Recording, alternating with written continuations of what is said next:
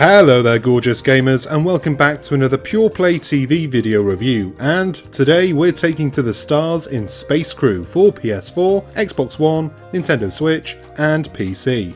The version that we've tested is the PS4 version of the game running on PS4 Slim, and we did receive a code from the publisher.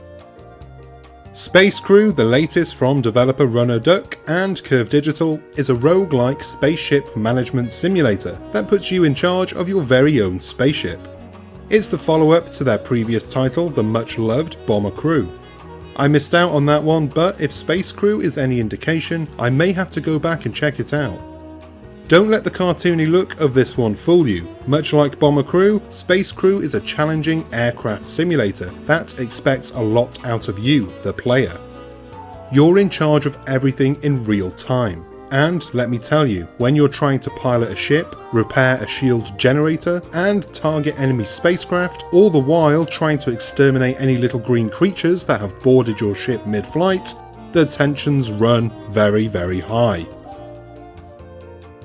Before we go any further into space together, please do us a favour and hit the like and subscribe buttons down below, as well as the bell icon too, so that you're the first to know when we've got new stuff for you to watch. Cheers my dears! Early on, the sheer amount of tasks that you'll need to navigate is overwhelming. I prefer to play on a console, but I definitely think having the fine-tuned control and fluidity of a mouse would have made these easier, and decreased the initial learning curve.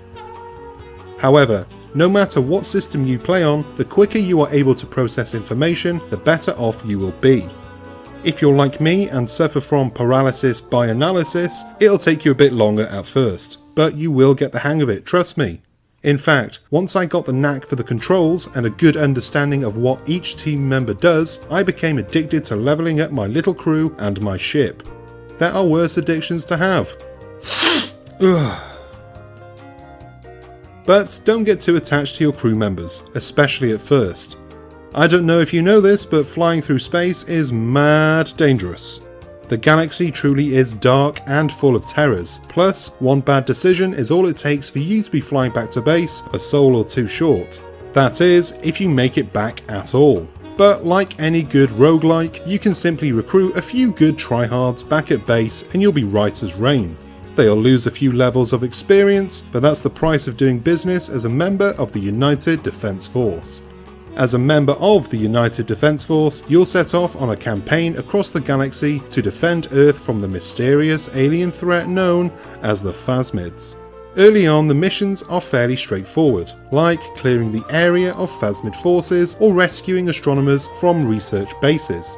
For newcomers to the series, even these easy missions will prove difficult until you get a handle on the controls and the nuance of the game. Eventually, you'll be escorting transports, recovering communication probes, and many more missions that may or may not remind you of an episode of Star Trek or The Expanse. My favourite part of the game is the addictive nature of the ship and crew upgrades that you can purchase at the end of each successful mission. Although it does totally suck when you see the lifeless corpse of your engineer floating off into space with that new repair tool you just bought for him. Come on, Jim. I also particularly enjoyed upgrading and personalizing my ship, the Pure Pimp.